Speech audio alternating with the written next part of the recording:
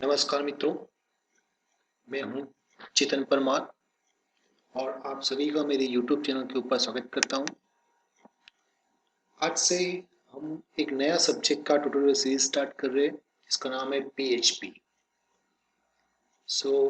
PHP की tutorial series in Hindi में आज सबसे फर्स्ट सेशन के अंदर में हम डिस्कस करने वाले हैं PHP के इंट्रोडक्शन के बारे में कि एग्जैक्टली PHP क्या होता है, किस पर्पस के लिए वो बनाया हुआ है और क्यों हम PHP को यूज कर रहे हैं।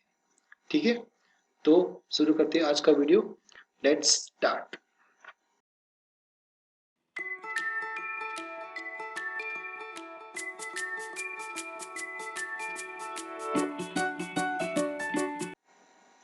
सबसे फर्स्ट इंट्रोडक्शन अबाउट PHP के बारे में। So it is abbreviation of hypertext preprocessor PHP। Then it is a programming language that allows a web developers to create a dynamic content that interact with databases. That means एक ऐसी scripting language है PHP जो as a web developer को dynamic content के साथ web applications create करने की permission grant कर रहा है, including databases. It is also a server-side scripting language and a powerful tool for making a dynamic and interactive web pages for web applications. And सबसे most important things, it's a open source, so widely used and efficient. This is the PHP. Now about introduction about MySQL. So अभी तक हमने front end side पे देखा कि PHP क्या होता है। नाउ बैक एंड साइड का डेटाबेस के बारे में डिस्कस कर रहे हैं, which is a MySQL. Again, it's the most popular database system used in PHP. Basically जैसे मैंने आपको बताया कि PHP is again open source and MySQL is also an open source language database. So देखा जाए तो PHP और MySQL के कॉम्बिनेशन सबसे बेस्ट है।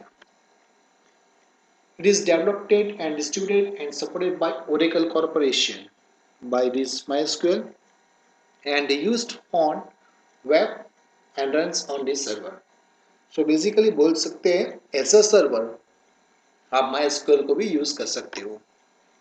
It is ideal for both small and large applications and it is a fast, reliable and easy to use. It uses a standard SQL statements. So बोल सकते हैं ना कि यदि आप सिंपल SQL लैंग्वेज से फेमिलियर हो तो आप अच्छे से MySQL के अंदर में काम कर सकते हो। Like basic operations of insert, update, delete, table creation, table modification, ये सारे कंसेप्ट भी MySQL के अंदर में अवेलेबल है, जो चीज SQL के अंदर में अवेलेबल है इसी फॉर्म्स के अंदर में। It compiles on a number of platform, that means के वो प्लेटफॉर्म इंडिपेंडेंट है। आप किसी भी प्लेटफॉर्म के ऊपर जाके इसको रखो, ये आपका MySQL का डेटाबेस की पर वेरी वेल परफॉर्म करेगा किसी भी प्लेटफॉर्म के ऊपर।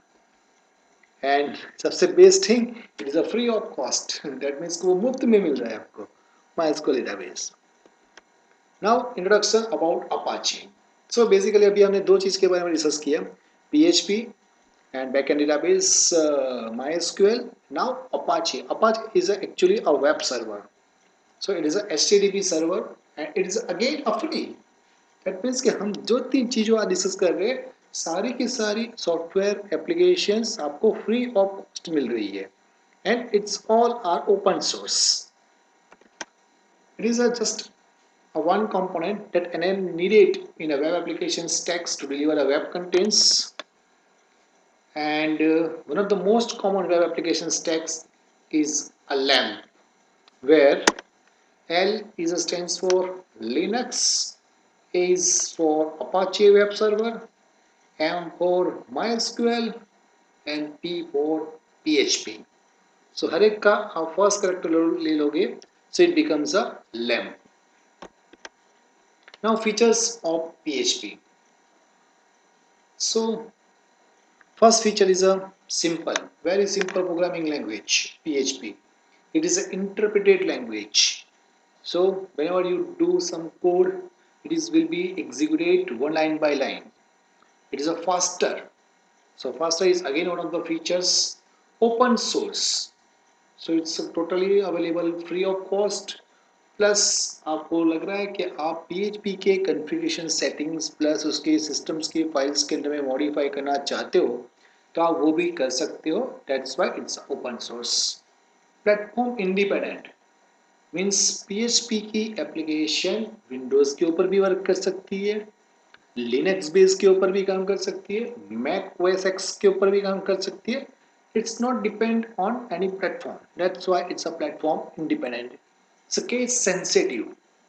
So one of the features is a case sensitive language. Database support. Multiple databases supported by PHP.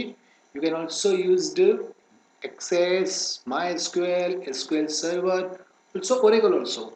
That's not an issue. Then web server support. Multiple web server is also supported by PHP. Simplicity is again one of the features of PHP. Now about PHP. So PHP की files basically इतनी information contents कर रही है. Text, HTML, CSS, JavaScript and PHP का code. Text मतलब आपके hard coded information, जो भी आपको हार्ड कोडेड इंफॉर्मेशन उसको प्रोवाइड करनी है उसके बारे में इंफॉर्मेशन. HTML टैग की कोई इंफॉर्मेशन लाइक मॉडिफाई करना है, बोल्ड करना है, इटालिक करना है, like this. CSS cascading styles information, JavaScript information, and actually purely PHP code. Now this code of PHP is executed on the server and the result of that PHP code is returned back to the browser in form of plain HTML. We know that कि जैसे मैं कोई PHP की application develop करता हूं और PHP की application को जैसे मैं एग्जीक्यूट करने की ट्राई करता हूं, सबसे फर्स्ट क्या होगा कि आपका PHP का पेज वेब सर्वर के पास जाएगा in form of PHP coding के साथ. नाउ वेब सर्वर उसको कंपाइल और इंटरप्रेट करके उसका रिजल्टेड आउटपुट वापस से ब्राउजर को सेंड बैक करेगा. But in this time the code is in form of HTML.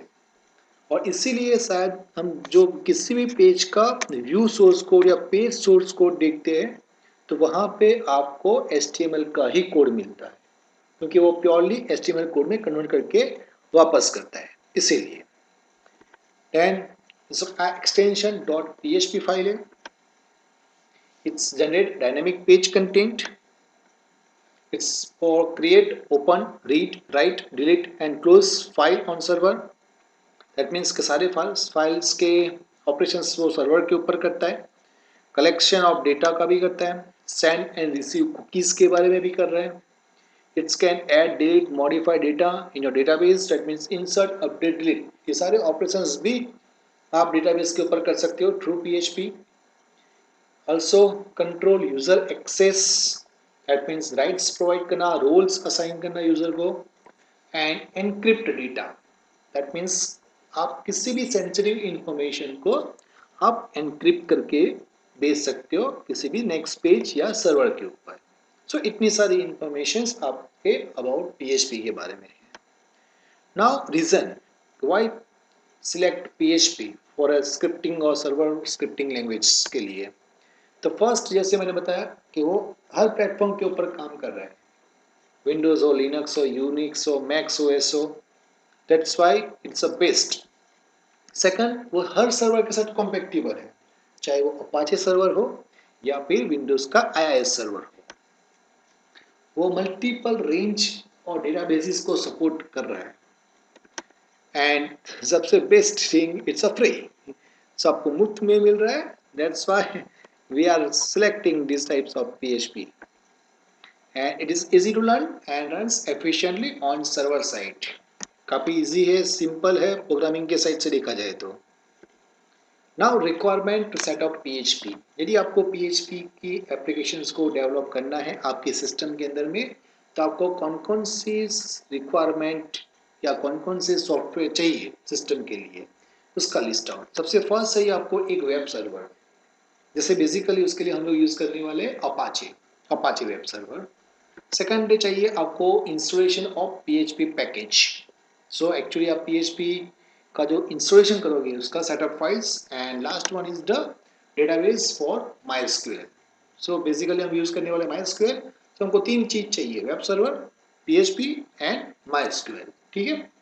In older system में ये सारी चीजें हम इंडिविजुअली इंस्टॉल कर रहे थे, लेकिन करंट ट्रेंड के अंदर में देखा जाए तो बहुत सारे readymade third party packages available है, जो एक ही इंस्टॉलेशन स्टेप्स के अंदर में ये तीनों चीजें इंस्टॉल कर देता है आपके सिस्टम में। उसमें से कुछ का नाम मैं आपको बता रहा हूँ। एक है वैम्प सर्वर, WAMP वैम्प सर्वर, एंड सेकंड वन है जैम्प सर्वर, जैम्प। तो ये दोनों का यूज करके या दोनों में से एक का यूज करके भी आप पीएचपी के अंदर में काम कर सकते हो। किसी एक का सेटअप लगा दोगे तो परफेक्ट ये तीनों चीजें आपके सिस्टम में परफेक्टली इंस्टॉल हो जाएगी। Then PHP parser, that means के पीएचपी का पेज कैसे पार्सिंग करेगा ऑन सर्वर साइड के, उसके बारे में information. So in order to process a PHP script instruction, a parser must be installed to generate HTML output that can be sent to the web browser। जैसे हमने आगे first देखा slides के अंदर में कि जैसे PHP का पेज वेब सर्वर के पास जाएगा, वेब सर्वर PHP के पेज को इंटरप्रेट करके फिर HTML कोड में वापस से वो ब्राउजर को सेंड करेगा। सुना, इसके लिए पूरा रिस्पॉन्सिबल है PHP parser. And php.ini file means Apache web server के अंदर में अवेलेबल है। बेसिकली PHP के अंदर में 2 या 3 फाइल्स ऐसी है, एक है php.ini, एक है httpd.config फाइल, और ये सारी फाइल्स ऐसी फाइल्स है जिसका कॉन्फ़िगरेशन सेटिंग आप चेंज करके PHP के ऊपर उसका इफेक्ट देख सकते हो। लाइक जैसे PHP बाय डिफॉल्ट 80 पोर्ट के ऊपर काम करता है, बट सपोज आपके सिस्टम में ऑलरेडी 80 पोर्ट के ऊपर कोई एप्लीकेशन वर्क कर रही है, तो PHP उस केस के अंदर में वर्क नहीं करेगा। तो नाउ क्या करना पड़ेगा आपको उस केस के अंदर में, PHP का पोर्ट नंबर चेंज करना पड़ेगा। सो इन दैट केस आपको PHP के जो कॉन्फ़िगरेशन फाइल्स है उसके अंदर में उसका पोर्ट नंबर चेंज करके फिर आप PHP सेकंड पोर्ट के ऊपर ट्रांसफर कर सकते हो। ठीक है। So thank you so much for watching this video. यदि आपको यह वीडियो पसंद आया हुआ है तो प्लीज़ लाइक बटन के ऊपर क्लिक कर दीजिए। आप मेरे चैनल को भी सब्सक्राइब कीजिए और साथ में जो बेल आइकॉन दिया हुआ है उस बेल आइकॉन के ऊपर भी क्लिक कर दीजिए।